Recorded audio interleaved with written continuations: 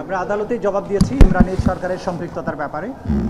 আমরা যেটা বলেছি যে শাপলা চত্বরের গণহত্যার পটভূমি তৈরি করেছিল গণজাগরণ মঞ্চ, এবং শুধু তাই নয়, এই গণজাগরণ মঞ্চ বাংলাদেশের সংখ্যাগুরু যে মুসলিম সম্প্রদায় তাদের কৃষ্টি, কালচার, সংস্কৃতির বিরুদ্ধে দাঁড়িয়েছিল এবং হেফাজতের কর্মীদেরকে হত্যাকাণ্ডের সময় গণজাগরণ মঞ্চের কর্মীরা, নেতাকর্মীরা সশরীরে অংশগ্রহণ করেছে বলে আমাদের তদন্ত সংস্থার কাছে তথ্য প্রমাণ পাওয়া গিয়েছে।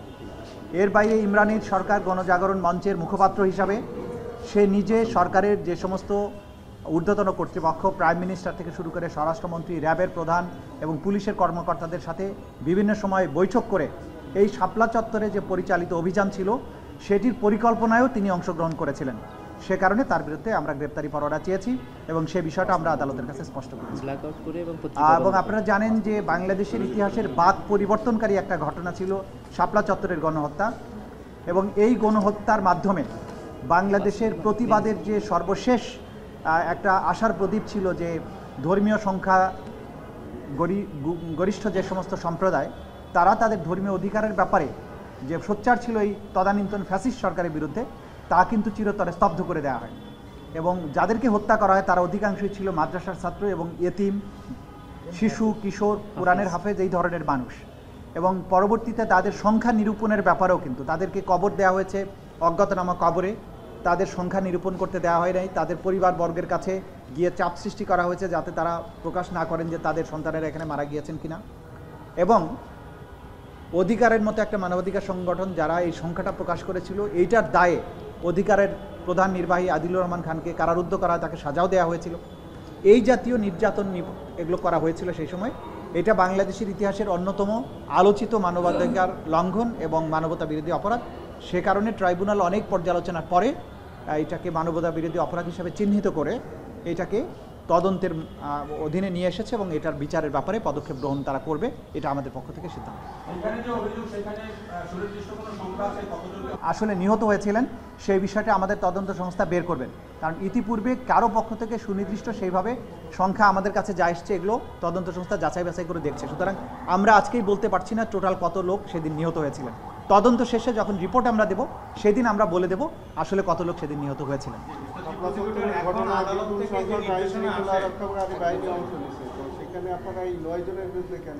আপনারা জানেন যে ক্রাইমস এগেনস্ট হিউম্যানিটিতে প্রধান কাজ হচ্ছে আমাদের কমান্ড স্ট্রাকচারকে ধরা, যারা সেই সময়ে কমান্ড করেছিলেন। আপনারা জানেন যে প্রাইম মিনিস্টার পার্লামেন্টে পরবর্তীতে বলেছিলেন যে এরা রং মেখে শুয়েছিল। তার মানে এটা তিনি জানতেন, জানার পরেও তারা এই ধরনের তুচ্ছ-তাচ্ছিল্য করা তার নির্দেশ এবং পরিকল্পনায় হয়েছিল। স্বরাষ্ট্রমন্ত্রী, স্বরাষ্ট্র প্রতিমন্ত্রী, আইজিপি, র্যাবের প্রধান, এডিজি অফ, পুলিশের ঊর্ধ্বতন কর্মকর্তারা তারা প্ল্যান করে এটা করেছিলেন। হাজার হাজার সদস্য অংশ নিয়েছে সঠিক, কিন্তু মানবতা বিরোধী অপরাধের বিচার করার জন্য আমাদের লাগবে কমান্ড স্ট্রাকচার। কারা নির্দেশ দিয়েছিল, কারা বাস্তবে ফিল্ডে থেকে কমান্ড করে এই কার্যটা করেছিল।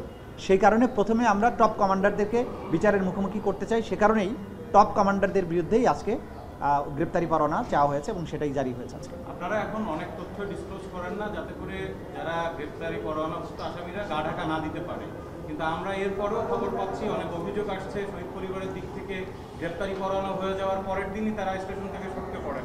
এটা আসলে লিক হচ্ছে কোন পর্যায়ে থেকে, আপনাদের ধারণা কি? এটা আমাদের পক্ষে ধারণা করে কথা বলা উচিত হবে না। এটা কোনো না কোনো জায়গা থেকে, যখন এখান থেকে গ্রেপ্তারি পরোয়ানা তো অনেক জায়গা হয়ে জারির পর্যায় পর্যন্ত যেতে অনেকগুলো স্টেপ পার হতে হয়, কোনো একটা জায়গা থেকে নিশ্চয়ই হয়। সেই ব্যাপারে আমরা নিজেরা তদন্ত করছি, খোঁজখবর রাখছি, চেষ্টা করছি এটাকে রোধ করার জন্য। সেই ব্যাপারে আইন শৃঙ্খলা রক্ষাকারী বাহিনীর ভূমিকাকে প্রাধান্য দিতে হবে, কারণ এটা রোধ করার ব্যাপারে তাদের ভূমিকাটা অন্যতম প্রধান। এই ব্যাপারে তাদের দৃষ্টি আকর্ষণ আমরা করেছি এবং আমাদের পক্ষ থেকে যতটুকু করা সম্ভব নিশ্ছিদ্র করা সেটার কাজও আমরা করে যাচ্ছি, চেষ্টা করে যাচ্ছি। এবং আমরা আগের মতোই বলছি যে অনেক কিছুই আমাদের নিয়ন্ত্রণের মধ্যে নেই, সে কারণে আমরা অনেক কিছু রোধ করতে পারি না। তারপরেও আমাদের সর্বাত্মক চেষ্টা আছে যাতে এটা প্রকাশিত না হয়। Thank you. সহ স্মারকলিপিটা পৌঁছে দিব বলে তাদের সাথে আলোচনা চালাচ্ছিলাম। ওই সময় দেখলাম যে পুলিশের দিকে একজন ব্যক্তি আন্দোলনকারীদের মধ্যে থেকে লাফ দিয়ে উঠে থুতু মারছে। জিনিসটা আমার দৃষ্টিগোচর হয়েছে এবং যে থুতু মারছিল ওই ব্যক্তিও বুঝতে পেরেছে যে আমি এটা দেখে ফেলেছি।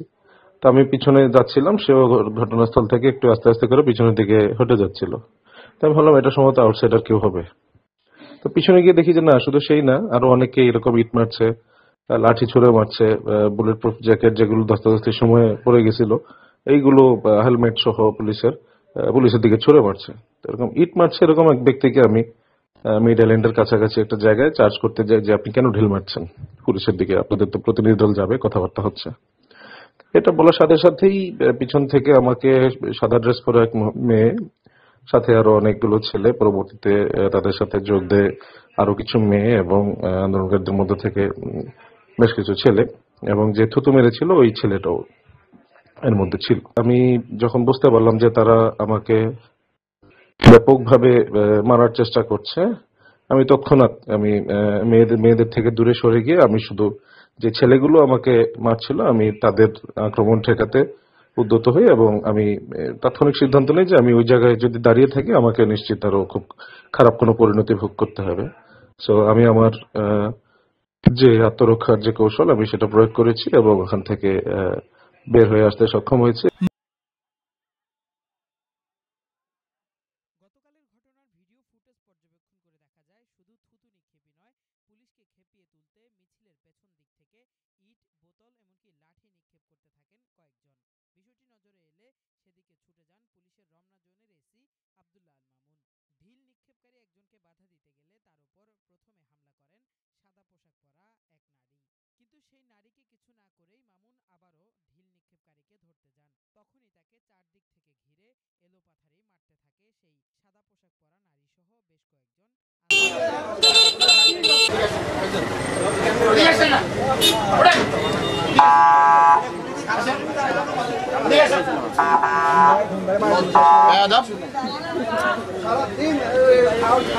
মুখের মধ্যে দাঁড়ি, তারপরে বয়স কিরকম দেখেন, মৃত্যুর ভাই না চুল পাকিয়ে গেছে।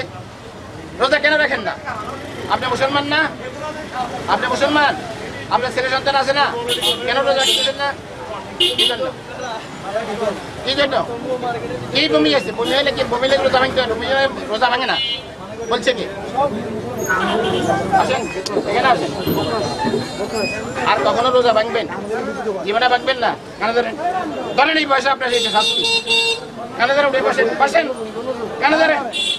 আর কখনো রোজা ভাঙবেন না, বসেন। মৃত্যুর ভয় নাই, চুল পাকিয়ে গেছে, কয়দিন পরে কবরে ডাকতেছে, এখনো রোজা ভাঙতেছে। দাগ দেখা যায় কি আনে খেতে দেবে? পান খাও নাই? ওই যে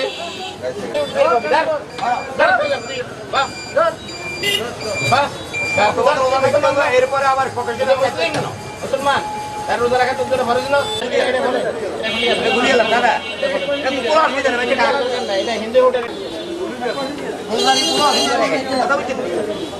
আমরা পবিত্র মাহে রমজানের পবিত্রতার রক্ষার্থে হিন্দু দোকানে মুসলিমরা ঢুকি, সেখানে দিনের বেলা পানাহার করে খাওয়া দাওয়া খায়।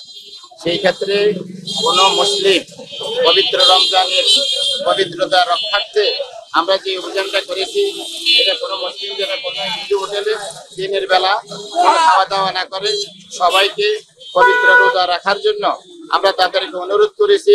সকল মানুষ যেন রমজানের পবিত্রতা রক্ষা করে এবং রমজান মাসে যেন রোজা রাখে। এবং হিন্দুদের জন্য আমাদের কোনো কি নাই, বাধা নেই।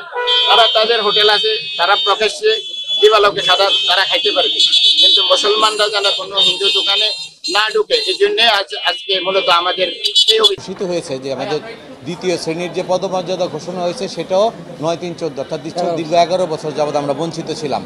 তো আমরা বঞ্চিত থেকে দাঁড়ে দাঁড়ে ঘুরেছি, চেষ্টা করেছি, কোনো পথ না পেয়ে শেষ পর্যন্ত আমরা আইনের দ্বারস্থ হয়েছি। আপনারা আমাদের খুব শ্রদ্ধেয় আইনজীবী মহোদয় আপনাদেরকে এটা বলেছেন, এবং ওনারই সহযোগিতায় আমরা আজকে এত সুন্দর একটা পরিবেশ। আমি এই জন্য সবার আগে আমি যেটা বললেন আমাদের শ্রদ্ধেয় আইনজীবী মহোদয়, যে আমরা ৫ই আগস্টকে স্মরণ করি, আমরা সেই শহীদদেরকে স্মরণ করি যাদের জন্য আজকে এই দিনটা এসছে। আজকে আমরা এখানে দাঁড়িয়ে কথা বলতে পারতেছি, আরও স্মরণ করতেছি। আমি ধন্যবাদ জ্ঞাপন করি আমার সদস্য সরকার মহোদয়কে, যারা বর্তমান সরকার যারা এই দিনটাকে দেখার জন্য পরিস্থিতিটাকে তৈরি করে দিয়েছেন, এবং আমার মন্ত্রণালয়, আমার ডিজি মহোদয়, সবাইকে, উপদেষ্টা মহোদয়, সবাইকে আমরা আন্তরিকভাবে ধন্যবাদ জানাইছি।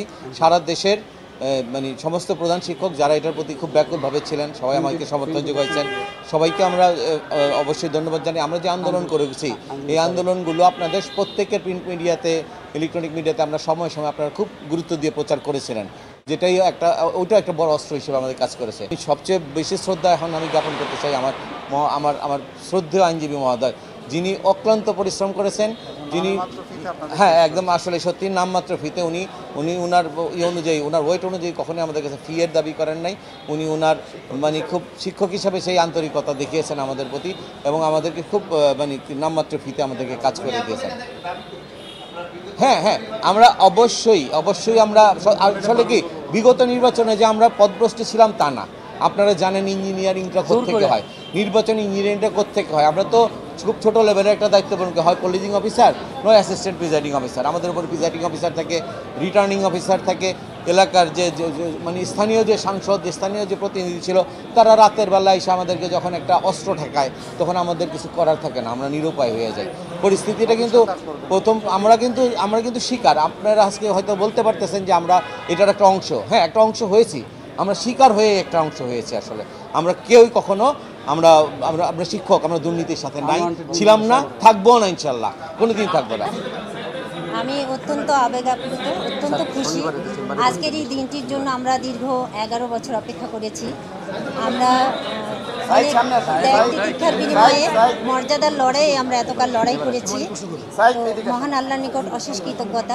এবং আমাদের আইনজীবী যে কথাটা বললেন যে আমরা নির্বাচনী দায়িত্ব সততার সাথে পালন করব, আসলে রিয়াজ ভাই বলেছেন যে আমরা ছোট লেভেলে কাজ করি অ্যাসিস্ট্যান্ট প্রিজাইডিং অফিসার হিসেবে। তো আমরা এখন থেকে আমরা সততার সহিত কাজ করব। এবং আরও একটা কথা বলেছেন যে জুলাই বিপ্লবে, এটিকে আমরা অবশ্যই স্মরণে রাখবো। আর আমরা বাংলাদেশের সকল প্রধান শিক্ষকদের ধন্যবাদ জানাচ্ছি আমাদের সাথে থাকবার জন্য এবং ভবিষ্যতেও সাথে থাকবেন। সবাইকে ধন্যবাদ। আসসালামু আলাইকুম। আমি শামসুন নাহার ভিক্টোরিয়া, আমি বাদী, রংপুর থেকে এসেছি। আমি সকল সাংবাদিক ভাইদেরকে ধন্যবাদ এবং অভিনন্দন জানাচ্ছি, কৃতজ্ঞতা জানাচ্ছি। প্রাথমিক শিক্ষা পরিবারের পক্ষ থেকে আমরা প্রধান শিক্ষকদের পক্ষ থেকে আমরা 9/3/2014 থেকে গ্যাজেটেড মর্যাদা সহ 10ম গ্রেড পেয়েছি আমাদের আজকের রায়ের মাধ্যমে। এই জন্য আমাদের সদাশয় সরকারের প্রতি, আমাদের উপদেষ্টা মহোদয়ের প্রতি এবং আমাদের সকল প্রধান শিক্ষকদের প্রতি, মিডিয়ার প্রতি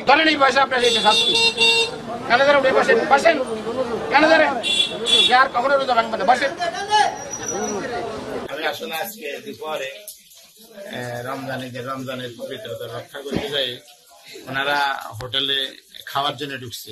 তাৎক্ষণিক আমি রমজানকে স্বাগত জানাই, ওনাদেরকে বলছি যে আপনি এখানে খাচ্ছেন, আপনারা তো মুসলমান।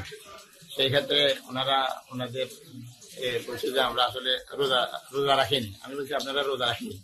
এই মর্মে আসলে আমি যে কাজটা করেছি এটা আসলে মূলত অন্যায়, অপরাধ, এটা ধর্মীয় অনুভূতি। সেক্ষেত্রে আমাকে এটা করাটা ঠিক হয় না। এই জন্য আমি ওনাদের কাছে ক্ষমা চাই, ওনারা যেন আমাকে ক্ষমা করে দেন। আমি এই ধরনের ওনার ভিত্তিতে কোন রকম আমি এই ধরনের কোনো কাজের সাথে জড়িত হব। আমাদের কোনো অনুভূতি যদি থাকে সবাই মোটামুটি একমত পোষণ করছে, মনে কোনো নেই। আমাদের অনুভূতি কোনো মনে কষ্ট নাই। আমরা রোজা না থাকার কারণে উনি আমাদেরকে কানে ধরেছে। রমজানের পবিত্রতা রক্ষার জন্য আমরা ওনাদের প্রতি আমাদের কোনো মনে কষ্ট নাই।